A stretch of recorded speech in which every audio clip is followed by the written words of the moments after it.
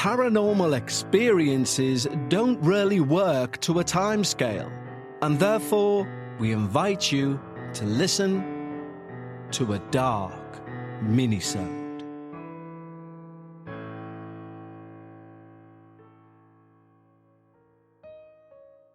Hello everyone, and welcome to your first minisode of season 24. And do we have a minisode for you to start us off for this amazing season? Yes, we do. Today's minisode comes to us from our listener Emma. Now, before we get to it, a quick reminder that by joining our Patreon, you will receive all of these episodes both before anyone else and ad-free. And not only that, you can gain access to the Patreon-only podcasts, yes, two.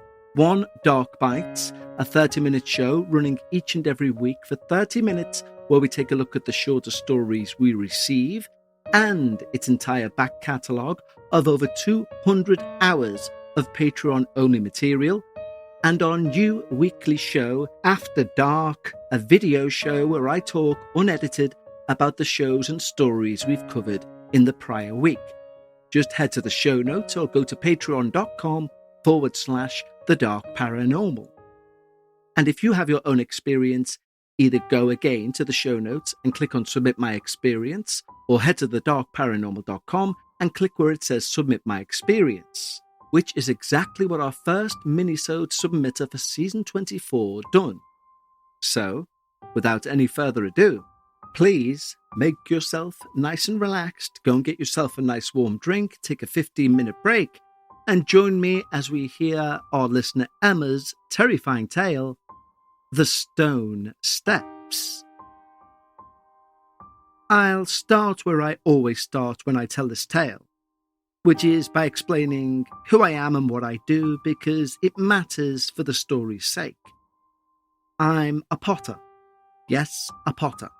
No, not Harry. I live alone in Keswick, in the Lake District, with my 3 dogs. A lurcher called Ned, and 2 border terriers, Pip and Mabel. And I have done for the best part of 15 years. I'm in my mid-60s. I've never been married and never particularly wanted to be. I describe myself as someone who is quietly content in their own company, in a way that genuinely surprises people when they meet me and get to know who I am, because I'm not a recluse. I just like my life quiet. The pottery started as a hobby in my late 30s. There's something about working with your hands that quietened a part of my brain that nothing else could reach. I eventually took a rather big risk. I left my job and I opened a small shop in Keswick. I do original work, but Beatrix Potter pieces sell in a way that still occasionally takes my breath away. The Japanese in particular seem to have a keen interest, which I still have no framework for, but I'm not complaining. My business grew well beyond what I'd imagined, and eventually I was in a position to buy a proper property, somewhere with land, somewhere the dogs could run free. I found this bungalow about 6 years ago, and knew within 10 minutes I was going to buy it regardless of the price. It had nearly 4 acres of land, and the quiet, you could stand in the garden and hear nothing except the wind and whatever the birds were doing. It also came with an outbuilding at the far end of the garden. Stone built, reasonably solid, and much bigger than you'd expect. And although from the outside it seemed like the perfect place, I could build my own studio in there, I stepped inside and I did not like it. And I want to make that plain. And I'm not someone who walks into rooms and senses presences. That's not who I am. But there was something about that building that made me want to be immediately somewhere else. It was cold in a way that felt disproportionate to the temperature outside. And it had a quality I can only describe as watchful. I very nearly came close to having it demolished. What stopped me was practicality. A friend told me old outbuildings often feel oppressive because they're dark and damp, and that if I put money into it, it would be transformed. And bless her, she was right. By the end, I had a genuinely lovely workspace. Being who I am, I'd done it myself. I thoroughly cleaned the existing carpet to use as an underlay for the new carpet. I put in 2 lovely benches on either side. I needed help putting in 2 good skylights, but I put in a log burner, and the place was one of my, if not my, favourite place to be in the whole home. That lasted 3 years without incident. I want to be clear about that. The afternoon it changed, I was at the wheel. The dogs were with me, mostly asleep. Then Pip, the more highly strung of the 2 terriers, suddenly went berserk. Full-throated barking at the far corner of the room, hackles completely up. More sustained and more frantic than anything I'd seen from her before. In her frenzy, she jumped up onto the workbench and knocked off a mug. It didn't just drop. It flew with some force and landed about 3 feet away. As I headed over to pick it up, it dawned on me the sound it made when it landed was wrong. I'd been working in that room for 3 years on a flagged floor. I knew the sound things made when they hit it. This was different. It was dull. So I knelt down and I knocked on the floor. Solid. I moved to the left. Solid. I moved again to where the mug landed, and there it was. A section, maybe 2 feet square, that gave back a hollow sound, like knocking on a door. I told myself it was an air pocket in the subfloor. Old buildings have quirks, but something made me pull back the edge of the carpet, and there was a hatch, set flush against the stonework with seemingly no handle, and it had been sealed around all 4 edges with what looked like relatively recent cement. And when I say recent, I mean as in within the last 20 years. Someone had gone through the trouble of sealing it, and then laid the old carpet back down on top of the stonework. Now, the sensible part of me thought, old cellar, probably used for storage, cemented for entirely mundane reasons. The other part of me, the part of me I don't usually give much oxygen, felt my heart rate go somewhere it had no business going. I got my hammer and my chisel, and I worked at it for the best part of 2 hours, making enough progress to finish the job in the morning. I went to bed almost gleefully happy about the impending excitement of the next day. When I did go back the following day, the carpet had been rolled back into place. I'd placed 2 heavy irons on top of that carpet so I could work whilst I worked. And I didn't move that carpet back. And although I love my dogs, they don't have opposable thumbs. Money goals are things we all have. My personal one is to make sure that I'm mortgage-free by age 50. How am I getting towards that goal? I'm 46, and in 4 years, do I think I'm going to get there? Well, I'm unfoundedly optimistic. But here's the most interesting thing. We only like to talk about money when we've made it, when that goal is achieved. Now, you've probably got our well-being app. Well, Acorns is a financial wellness app that wants to show a little love to everyone who's on their way to a goal. Some people shy away from the word investing because it seems like it's a word for people who know about finance, etc. Believe me, that's not a prerequisite. Acorns is a smart way to give your money a chance to grow. Acorns is easy. You can sign up in minutes and start automatically investing your money, even if you've just got spare change. Acorn supports your big and small goals across every life stage. Plus, the app has the Acorns Potential screen, which shows you the power of compounding and how your money could grow over time. Acorns is an all-in-one. No more finance apps cluttering up your phone.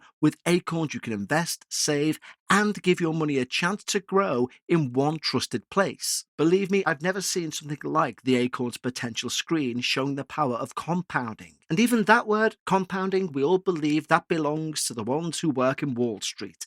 It doesn't. It's yours as much as theirs. So sign up now and Acorns will boost your new account with a £5 bonus investment. Join the over 14 million all-time customers who already have saved and invested over $27 billion with Acorns. Head to acorns.com/dark paranormal or download the Acorns app to get started. Paid non-client endorsement. Compensation provides incentive to positively promote Acorns. Tier 11 compensation provided. Potential subject to various factors such as customers' accounts, age and investment settings. Does not include Acorns fees. Results do not predict or represent the performance of any Acorns portfolio. Investment results will vary. Investment involves risk. Acorns Advisors LLC and SEC registered investment advisor. View important disclosures at acorns.com/dark paranormal.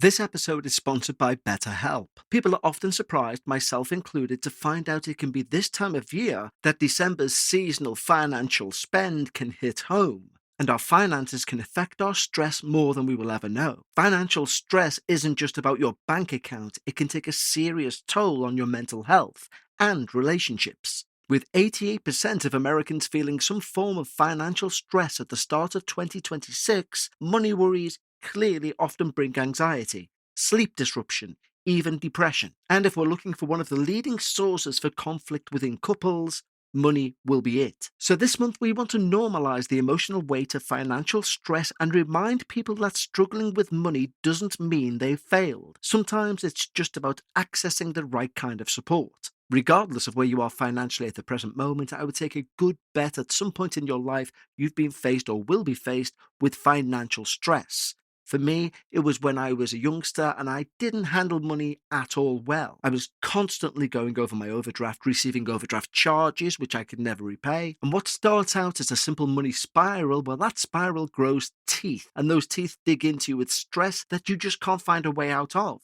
But listen, therapy isn't about financial advice. It's about managing the stress, the shame, or anxiety that can come with it. Therapy can help people unpack their relationship with money, build healthier coping strategies, and feel less alone in the process. But as someone in therapy, their therapist match commitment for me is a game changer. If you're not happy with your match, switch to a different therapist at any time from their tailored recommendations. And it works. An online average rating of 4.9 out of 5 stars for a live session based on over 1.7 million reviews. When life feels overwhelming, therapy can help. Sign up and get 10% off at betterhelp.com/darkparanormal. That's betterhelp.com/darkparanormal. Spring has landed and we're about to hit summer. It's the time of year that makes me rethink what's in my closet. I'm always trying to keep fewer things but better ones. And that's why I keep coming back to Quince. Fabrics that feel elevated. Quince makes high quality everyday essentials using premium materials like 100% European linen and their insanely soft flow-knit activewear fabric.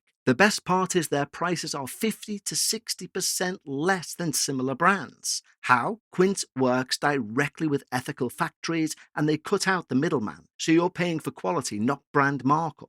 Now you may think, well, Quince don't deliver to the UK, Kev. How are you talking about these? Well, I have a friend in America who I order Quince through. And I ordered a 4-pack of the Performance Running Crew socks. They are light. They are airy, but they're also comfortable. I also ordered the Italian leather everyday sneaker. Now, I have not been able to find this anywhere in the UK. A sneaker that you can literally go day to night in, from garden to nightclub. I have done with these fantastic sneakers. The stitching is immaculate. The wear is perfect. I went all day wearing the same shoe and at night did not have tired feet. And this is what Quince is about. Not only do you get the quality, but you get the saving. So if, unlike me, you're already stateside, refresh your wardrobe with Quince. Go to quince.com/darkparanormal for free shipping and 365-day returns. Now available in Canada too. Go to quince.com/darkparanormal. Get free shipping and 365-day returns. That's quince.com/darkparanormal.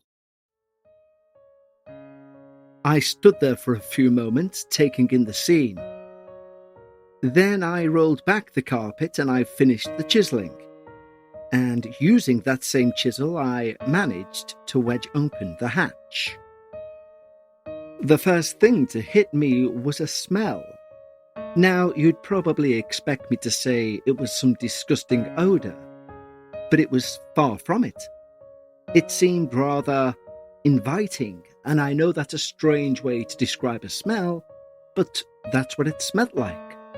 And I literally cannot put anything else close to it. I can't describe it as flowers, or as jasmine, or as anything else. Just inviting.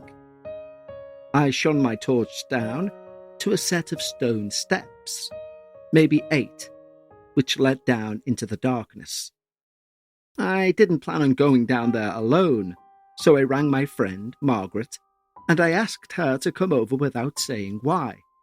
When Margaret arrived, she said, "Don't tell me you've been down there by yourself," which kind of validated the reason for me calling her. She stood at the top of those stairs with her phone torch whilst I was outside having a cigarette. When I finished my cigarette and went inside, Margaret was halfway down this cellar area, just looking at her waist up. She said, "What's that smell? Come on, let's find out." And so, with her torch on her phone and me with my torch, she led the way. Now, I have to make it clear, neither I nor Margaret have any particular knowledge of any occult symbolism. But those walls had markings on them. Shapes, symbols, carved into the rock. They were repeated in several places, the same shapes in the same pattern. Margaret believed they looked reminiscent of Pictish sort of symbols. But without knowing what that is either, I kind of shrugged. I should say at this point that we were both crouching. Not severely crouching, but we were arching our necks, as this was not a tall room by any stretch of the imagination. At the very far end of this, narrow corridor underneath my workspace was what seemed to be a smaller slab. Almost like an altar, but I don't want to give that religious connotation, but almost like an altar in how it was placed at the end of a long rectangular room.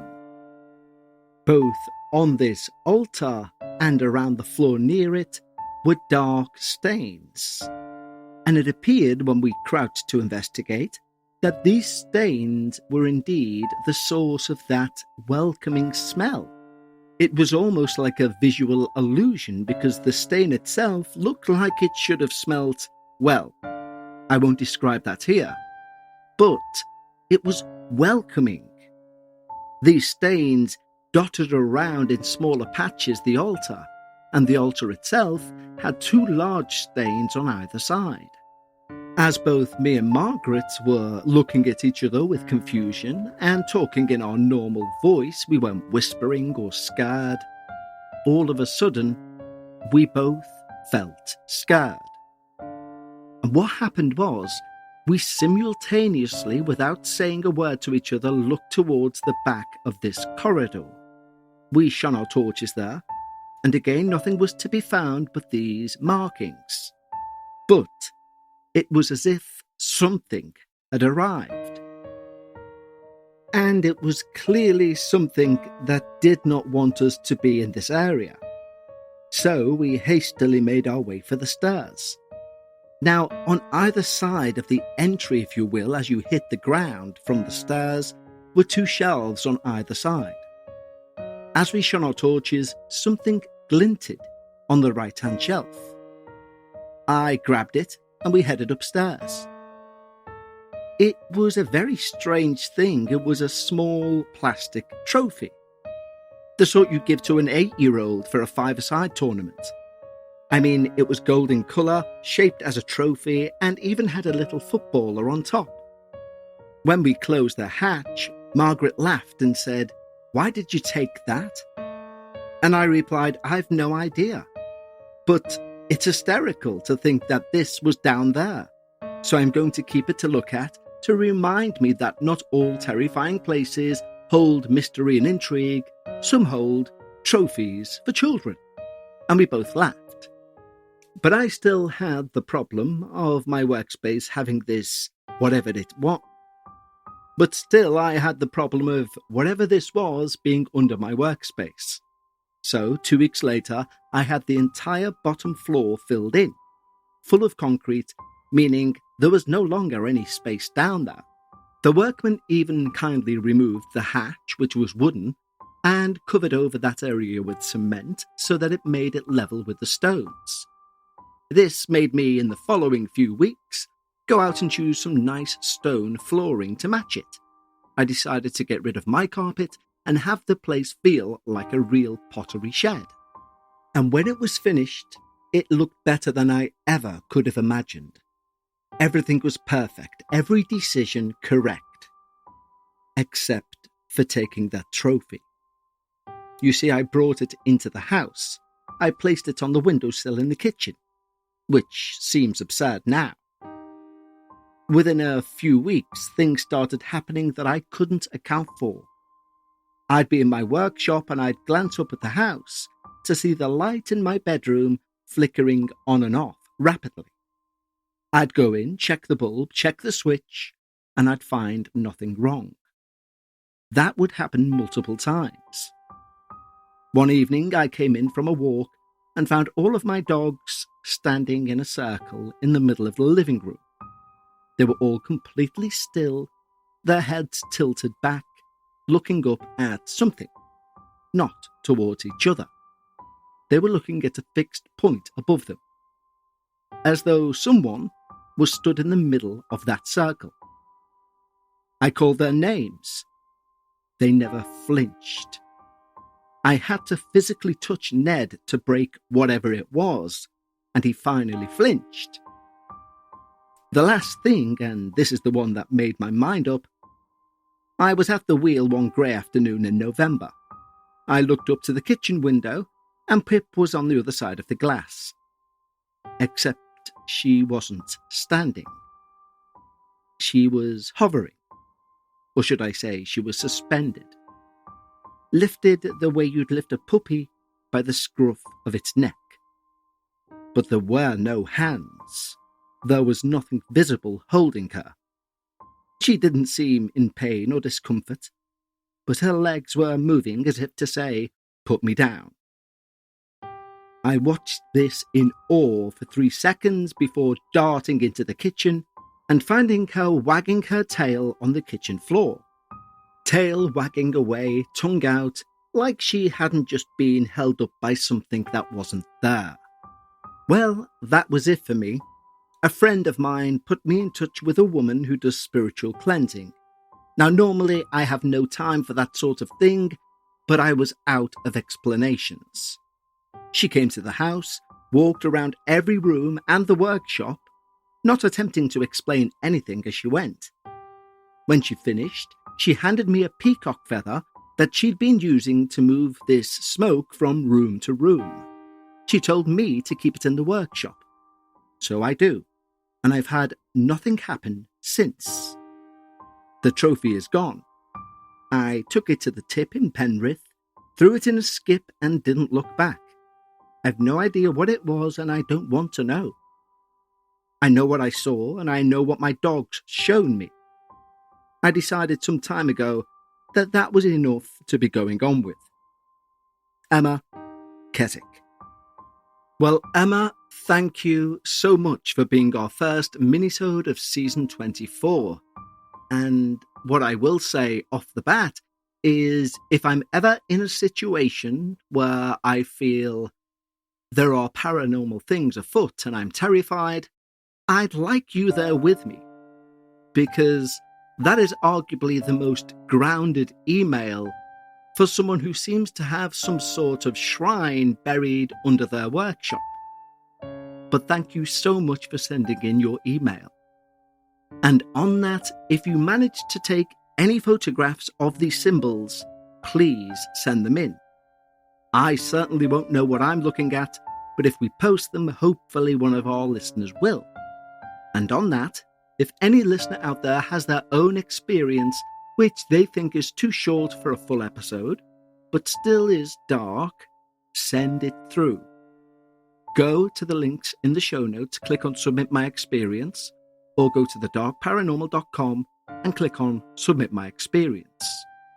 We accept all submissions, even if it's just a paragraph in length. And, in truth, the shorter experiences, for me, are the greater ones. But, until Friday for episode 2, I want you all to stay safe, take care, and I will speak to you then. Bye-bye.